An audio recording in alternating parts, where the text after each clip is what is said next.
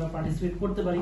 Participate তো অবশ্যই করবো, বাট আমরা যেন একটা পুরস্কার নিয়ে আসতে পারি, সেই ক্ষেত্রে আমরা আরো বেশি আনন্দিত হবো। এবং আমি চাইবো যে এরকম একটা প্রাইজ নিয়ে এসে আবার সবার সাথে এইভাবে বসে কোনো একদিন আপনাদের সাথে এইভাবে ডিসকাস করি বা আলোচনা করি। হ্যাঁ, তো সেটা আরো খুবই আনন্দিত হবে।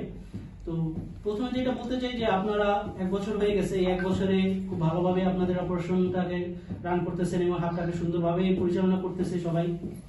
আপনাদের হাব নিয়ে খুব বেশি একটা কমপ্লেন আমাদের কাছে নাই।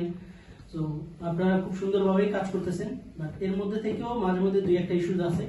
সো সেই ইস্যুস গুলো আমরা মোটামুটি অনেক কিছু ওভারকাম করে আসলাম। রিসেন্টলি হয়তো একটা ইস্যুস ছিল, সো আমাদের যে ডেলিভারি হয়তো আপনারা জানেন, সো ওইটা আমরা আবার সাথে সাথে টার্মিনেট করে দিয়েছি। সো এই টাইপের ইস্যুস আর কারো মধ্যে থেকে যেন না আসে, আমরা এই বিষয়ে সবাই সতর্ক থাকবো। প্লাস হচ্ছে আমরা সততার সাথে কাজ করবো। আমরা জানি যে আমাদের বিভিন্ন রুলস আমাদের ম্যানেজমেন্ট থেকে দিচ্ছে, কেন দিচ্ছে আমরা সেটাও জানি যে হয়তো আমরা করতেছি না, বাট আমাদের মধ্যে থেকে সাধারণ মানুষের কোনো এক ভাই হয়তো এই কাজটা করতেছে, যার জন্য কি আমাদের সেই রুলসটাকে এখান থেকে ম্যানেজমেন্ট থেকে দিয়ে দেওয়া হচ্ছে, সেটা আমাদের এখান থেকে হচ্ছে স্ট্রিক্টলি মেনটেন করতে হবে। হ্যাঁ, সাপোজ যদি আমি বলি আমাদের প্রাইস চেঞ্জের ক্ষেত্রে অনেকে দেখা যাইতেছে আপনার মার্চেন্টের সাথে কথা বলতেছি, আমরা সবাই জানি যেহেতু এখানে 1 বছর ধরে আমরা ম্যাক্সিমাম পিপলসই কাজ করি, আমরা জানি যে কিছু কর্পোরেট মার্চেন্ট আছে যাদেরকে হয়তো আমরা খুব বেশি ইউজ করতে পারি না। ইউজ করলেও দেখা যেত যে ওনাদের অনেক হিউজ পার্সেন্ট, আপনি ওনার কাছে বললেন প্রাইস চেঞ্জের কথা বললেন যে ভাই আপনার এটা 1000 টাকা হবে, 2000 টাকা ছিল। তো উনি বললো যে আচ্ছা ঠিক আছে ওটিপি পাঠান। আপনি কি করলেন, সেইটাকে 1000 টাকা জায়গায় আরো 500 টাকায় নিয়ে আসলেন। যেহেতু উনি ওটিপি দিয়ে দিয়েছে আপনার কাছে, কিন্তু সেই অপশনটা আছে, আপনি 500 টাকাও মার্ক করতে পারবেন। বাট এইটা যেটা হইতেছে কি, এইটাতে কিন্তু আমাদের ম্যানেজমেন্ট থেকে আবার এটা ভেরিফাইয়ের একটা নতুন প্রসেস রান করছে। তো আপনি যদি এরকম টাইপের কিছু করতে চান তাহলে কিন্তু এটা আমাদের কাছে ফাইন্ড আউট হয়ে যাবে। আর যদি ফাইন্ড আউট হয়ে যান সেক্ষেত্রে কিন্তু এই টাইপের যদি হিউজ একটা গ্যাপ আপনাদের ভিতরে থাকে, তাহলে আমরা প্রথম স্টেপে কি আপনাদের টার্মিনেট করে দেওয়া হচ্ছে। দেন হচ্ছে কি, যদি আপনার দেখা যাইতেছে ডিওটির ক্ষেত্রে যেটা হইতেছে আপনার 120 টাকা হচ্ছিল আপনাকে কাস্টমার দিল বা 150 টাকা কাস্টমার দিল, আপনি কি করলেন, ওটিপিটা নিয়ে 100 টাকা হচ্ছিল মার্ক করে দিলেন। সেটা হইতেছে কি আমাদের এখান থেকে আবার সেটাও ভেরিফাই করতেছে। যদি আপনি এই টাইপের ইস্যুর সাথে ইনভলভ থাকেন তাহলে আপনাদের কিন্তু পেনাল্টির মাধ্যমে নিয়ে আসবে। ফার্স্ট টাইমে আমরা কি করব, পেনাল্টি দিব আপনাকে। পেনাল্টি যেটা দেখা যাইতেছে হয়তো 1000, 2000 এই টাইপের পেনাল্টি থাকে, ঠিক আছে। সো ওইটা যদি আপনি আমাদের যে প্রসেস এটা যদি ভায়োলেট করেন, আপনারা ছিল ওইভাবে প্রথমে পেনাল্টি করা হবে। যদি এরপরে দেখা যাইতেছে পরের বার আপনি সেম কাজটা রিপিটেডলি করতে থাকেন, তাহলে আপনি কি হবে, আপনাকে টার্মিনেট করা হবে, ঠিক আছে। সো এই যে যে জিনিসগুলো প্রসেসগুলো আমাদের মাধ্যমে আসতেছে, এটা কিন্তু কি হইতাছে, আপনাদের ভালোর জন্যই করা হইতাছে। আমাদের রেপুটেশন যেন থাকে, পাঠার রেপুটেশন মার্চেন্টের কাছে যেন অক্ষুণ্ণ থাকে, এটার জন্য এটা করা হইতাছে। তো দেখা যাইতেছে হঠাৎ করে একটা মার্চেন্ট দেখলো কি যে আপনি 100 টাকা মানে 150 টাকা নিচ্ছেন কাস্টমার থেকে, আপনি 100 টাকায় ডিআরটি করছেন। সো তখন কিন্তু হইতাছে আপনারা বলবে যে পাঠার একটা আছে ডেরিভিশন এটা করতেছে, তখন কিন্তু বলতেছে না যে মধুখালীর একটা ডেরিভিশন করতেছে। তখন কিন্তু আমাদের পুরো পাঠার সারা বাংলাদেশের যত হাব আছে বা সারা বাংলাদেশের যত ডেলিভারিজন আছে তাদের নামে কিন্তু এটা আসে। আপনারা আমাদের কাছে মনে হইতেছে যে আপনাদের কাছে ওই খারাপ লাগাটা কাজ করবে যে না, যখন একটা মার্চেন্ট পোস্ট করবে যে একটা ডেলিভারিজন পাঠার একটা ডেলিভারিজন কি করছে 150 টাকা কাস্টমার থেকে রিটার্ন চার্জ নিয়ে 100 টাকা ডেলিভারি মার্ক করছে, তখন কি এই যে পোস্টটা যখন আপনারাও দেখবেন সোশ্যাল মিডিয়া, তখন আপনাদের কাছে খারাপ লাগবে যে ওর কারণে আজকে আমরা হচ্ছে মার্চেন্টের কাছে খারাপ হইতেছি। যখন পাঠার নামটা আসবে তখন কিন্তু আপনারাও তার মধ্যে পাঠার একটা ফ্যামিলি মেম্বার হিসেবে কিন্তু আপনারা কাজ করতেছেন, তাই না। তো তখন কিন্তু ওই জিনিসটা আপনাদের উপরে চলে আসবে। তো আপনারা এই জিনিসগুলো হচ্ছে স্ট্রিক্টলি মেনটেন করবেন। প্লাস হচ্ছে এই যে আমরা রিটার্ন যেগুলো করতেছি, এই রিটার্নের ক্ষেত্রেও আমরা হচ্ছে আমাদের যেটা থাকবে কি, যেটা আমরা কাস্টমারকে রিস্ক করতে পারবো না, হ্যাঁ, যে আমরা কাস্টমারকে রিস্ক করতে পারতেছি না, মার্চেন্টকে রিস্ক করতে পারতেছি না, এটা আমরা থার্ড আইটেম পর্যন্ত যাবো। এর আগে আমরা কোনোটাই রিটার্ন ইউজ করবো না।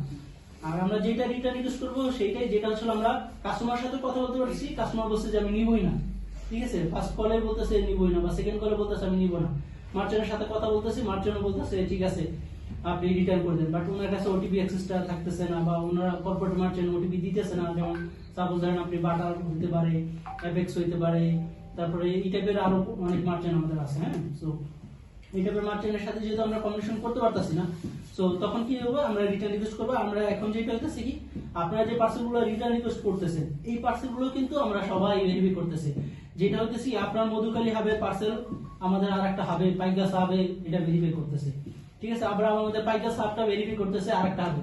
সো এই যে যে আপনাদের ভেরিফাই প্রসেসের মধ্যে আছেন, আপনারা যদি হচ্ছে এই টাইপেরও যদি কোনো কিছু করেন যে হচ্ছে আপনার রিটার্ন হওয়ার কথা না, আপনি রিটার্ন মার্ক করেছেন, কাস্টমারকে হয়তো সামহাউ রিচ করতে পারেন নাই, থার্ড আইটেমের আগে আপনি রিটার্ন রিকোয়েস্ট করে দিয়েছেন, বাট আপনি থার্ড আইটেমের পরে গিয়ে হচ্ছিল রিটার্ন রিকোয়েস্ট করছে, যেটা হয়তো দেখা যাচ্ছে আপনি একটা রিমোটে গিয়ে আপনি যাইতে পারতেছেন না, ইচ্ছা করে আপনি ওটা 3 আইটেম পর্যন্ত নিলেন, নিয়ে রিটার্ন মার্ক করে দিলেন, বা আপনার একটা কাস্টমারের মনে হইলো যে এই কাস্টমারটা ভালো না আচ্ছা, বা এই টাইপের কাস্টমার থাকেন, আপনি ইচ্ছা করে যে ওরা আমি ডেলিভারি করবো না, তো এটা করে কি করতেছেন, আপনি 3টা আইটেম পর্যন্ত যাইতেছেন, যা রিটার্ন রিকোয়েস্ট করে দিতেছেন।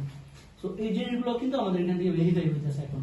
সো এই টাইপের কোনো কাজের সাথে আপনারা ইনভলভ থাকবেন না, এটাই হচ্ছে আমার মূল উদ্দেশ্য। হ্যাঁ, আর যেটা হচ্ছে ঈদ ইনসেন্টিভের কথা যদি আমরা বলি, গতবার আমরা এলিজিবল হয়েছিলাম, বাট আনফরচুনেটলি আমাদের এখান থেকে কিছু ইস্যুজ আছে। ওই ইস্যুজের কারণে যেমন হচ্ছে কি, ধরেন একটা কোয়ারি চাইলো, ওই কোয়ারিটা আমরা রাইট টাইমে দিতে পারি নাই, বা আমরা আসলে একটা ডেলিভারি চাইলো এই টাইমের মধ্যে, ওইটা আমরা দিতে পারি না। আমাদের এখানে একটা প্রসেস আছে, হ্যাঁ, যেটা হচ্ছিল আমরা এটাকে বলি হচ্ছিল আইএমএস প্যাটার্ন। হ্যাঁ, সো ওইখানে হচ্ছিল আমাদের কিছু মানে টাইমিং এর কারণে, যে আমাদের ধরেন একটা পার্সেল ডেলিভারি করতে বললো 48 ঘন্টার মধ্যে, আমরা 48 ঘন্টায় পারি না, সেটা 2 ঘন্টা চলে গেল, আমার বলছে 24 ঘন্টার মধ্যে ডেলিভারি করতে, আমি সেটা পারি না, আমি 48 ঘন্টায় গিয়ে করছি। তো এই টাইপের ইস্যুস এর কারণে, বা আমাদের এই যে আপনাদের কিছু কমপ্লেইন আছে, ডেলিভারি ইস্যুস আছে, কাস্টমারের সাথে খারাপ ব্যবহার করতেছে, বা এই যে মার্চেন্ট হচ্ছিল আপনাকে বলছে থার্ড আইটেম পর্যন্ত নিতে, আপনি নেন নাই, আগে আপনি রিটার্ন করে দিচ্ছেন। সো এই টাইপের ইস্যুস এর কারণে আমাদের একটা প্যানেল আছে, ওই প্যানেলে এই জিনিসগুলো আসে।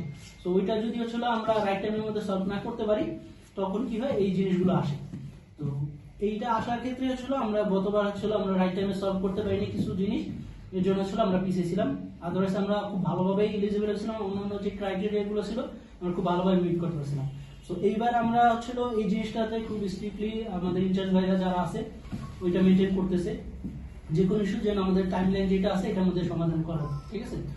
আর আপনাদের থেকে যেটা আপনারা গত বছর দিয়ে আসছেন, তো নতুন কিছু এজেন্ট হয়তো আমরা এখনো হয়তো বা গত বছর যারা ছিলেন না, নতুন জয়েন করছেন, আপনাদের উপর রিকোয়েস্ট থাকবে কি, আপনাদের ইনচার্জ ভাইরা যারা যে ইনস্ট্রাকশনটাই প্রোভাইড করতেছে ওইটা আপনারা স্ট্রিক্টলি মেনটেন করবেন।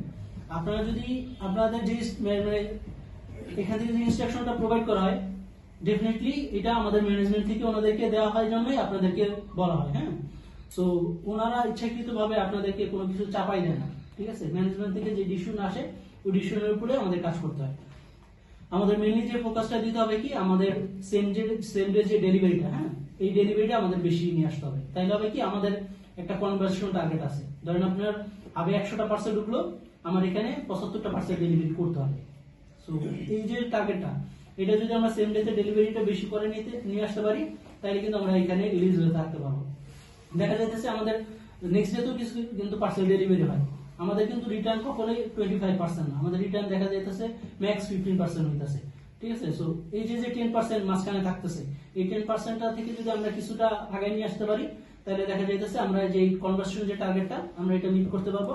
অ্যাজ ইউজুয়াল যেটা হবে কি, কনভার্সন টার্গেটটা আমরা মিট করতে পারলে আমাদের এজিংটাও বাড়বে, সো এজিংটাও আমরা এখানে অ্যাচিভ করতে পারবো। আর রিটার্ন রেশিওটা আমরা যেটা যতটা চেষ্টা করব আমরা হচ্ছে ডিআরটি তে কনভার্ট করে নিয়ে আসা, তাহলে হবে কি আমাদের রিটার্ন রেশিওটা কমিয়ে নিয়ে আসতে পারবো, আমরা সবগুলো টার্গেট মিট আপ করতে পারবো, ঠিক আছে। আর একটা যেটা বিষয় আপনাদের পুরো থাকবে যে এই সতর্কতার সাথে কাজ করবেন, সেটা হচ্ছে কি আপনাদের কোনো পার্সেল হারানো যাবে না। তো এই পার্সেল যদি আপনাদের কারোর থেকে যদি হারায় যায়, তাহলে কিন্তু আমরা ওই যে একটা ইস্যু আসবে, ওই ইস্যুর কারণে কিন্তু আমরা এই যে হাফটা এলিজিবল হবে না, প্লাস আপনারও এলিজিবল হবে না। সেম হচ্ছে কি আপনার টাকা পয়সা হারানো, এই জিনিসটা যদি আপনাদের এখান থেকে হয়, ইস্যুটা আসে, তাহলে আমরা এই যে আমাদের ইনসেনটিভটা আছে এখানে আমরা এলিজিবল থাকতে পারবো না। সো